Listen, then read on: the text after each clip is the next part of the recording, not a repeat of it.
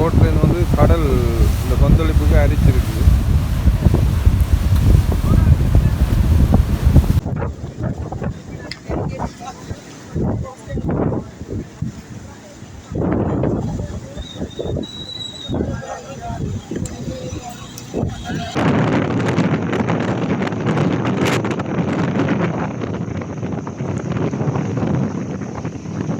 Anand view ஆதரவாளர்களுக்கு வணக்கம்.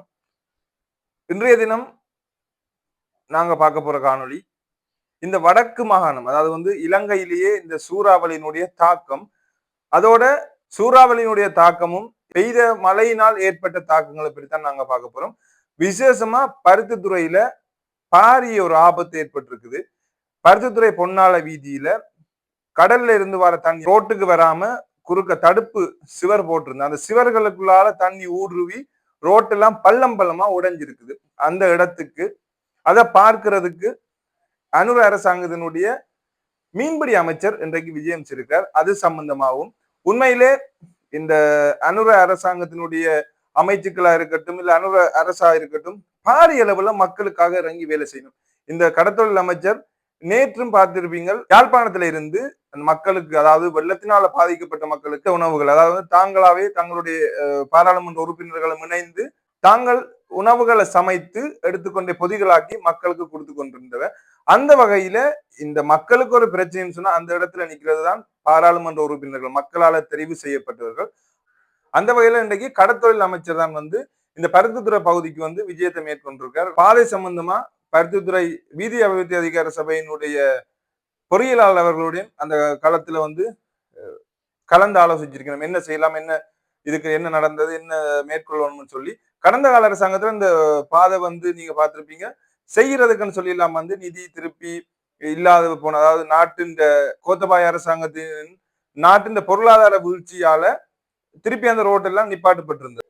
அது சம்பந்தமாகவும் அந்த வீதிய புனரமைப்பு சம்பந்தமாகவும் அந்த வீதி அபிவிருத்தி அதிகார சபை இந்த பொறியியலாளரோட கதைச்சிருந்தவர் இந்த மீன்பிடித்துறை அமைச்சர். அந்த இடத்துல மக்களுக்காக, மக்களால் அனுப்பப்பட்டவர்கள் அந்த இடத்துல வந்து மக்களுடைய குறைகளை கேட்டு, அதாவது களத்திலே அதிரடியாக களத்திலே வந்து மக்களுடைய குறைகளை கேட்டு, மக்களுடைய துன்ப துயரங்கள் நேரங்கள்ல வந்து அந்த குறைகளை கேட்டறிஞ்சிருந்தவர்.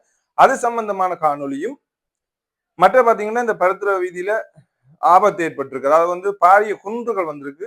அதால போக்குவரத்து செய்யற வாகனங்களோ சரி, மக்களே சரி, அபதானம் இருக்கும். அது சம்பந்தமா தான் நான் இந்த வீடியோ உங்களுக்கு காணொலி காட்ட போறேன். வாங்க வீடியோக்குள்ள போவோம். அதுக்கு முன்னுக்கு நீங்க அனந்த் வியூவுக்கு புதுசா வந்திருந்தா அனந்த் வியூவை சப்ஸ்கிரைப் பண்ணுங்க. வாங்க வீடியோக்குள்ள தொடர்ச்சியா போவோம். ரோட்ல இருந்து வந்து கடல் இந்த கொந்தளிப்புக்கு அரிச்சிருக்கு.